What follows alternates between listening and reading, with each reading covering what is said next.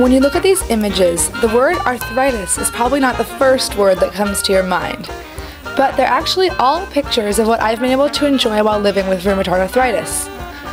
Since I was diagnosed with RA, I volunteered in Central America, taught photography to Tibetan children in India, bicycled around Holland, and played college soccer. But the thing people ask me the most about is swing dancing. In this video, I'd like to share how I became diagnosed with this autoimmune disease and what it's like to dance with arthritis. I hope you'll see that everyone can enjoy this amazing music and dance, no matter what challenge you face. I've always been a super active person and spent most of my life playing soccer. I was even the captain of my college soccer team. During this time, however, my body started acting really wacky. I had super dry eyes, I lost my appetite, and had a sprained finger that wouldn't go away. I went through lots of medical tests with no conclusions until I woke up one morning feeling like there was hot glue in all of my joints.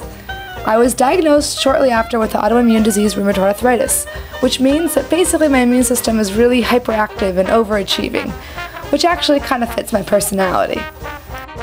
I was worried my doctor would say I had to slow down, but she said I could stay pretty active as long as I responded well to the medicine and was pretty careful.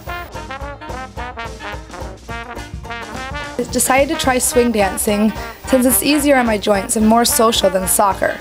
Plus, I knew Charleston had a lot of kicking involved, so it seemed like a natural fit. I soon became hooked. The music is simply infectious, and I loved the social aspect of dancing. It was fascinating, challenging, and most of all, it was a lot of fun.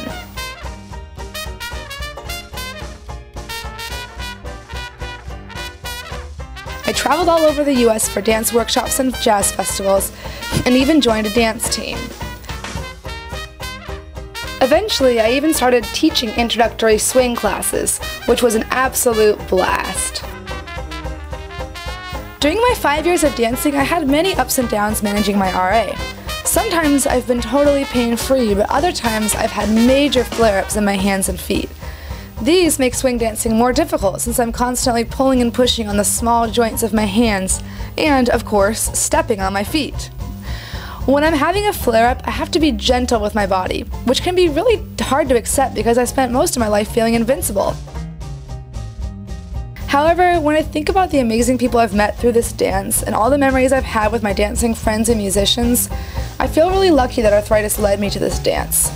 I also feel fortunate that I can modify my dancing so it doesn't hurt too much when I'm having a flare-up.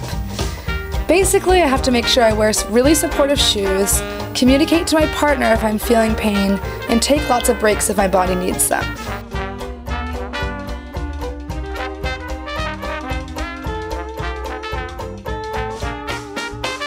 In my opinion, everyone has some challenge in his or her life, whether it's emotional, physical, work-related, or interpersonal. And dance can be an amazing stress relief for everyone. And when I walk into a ballroom and ask a new partner to dance, I never know what they've gone through that day. But I find it's amazing. By the end of the night, almost everyone has a smile on his or her face.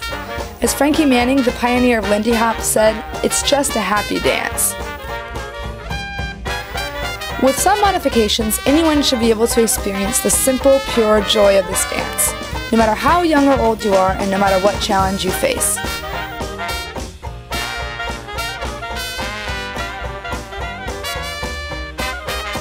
My advice to everyone is this: if you're interested, don't let anything stop you.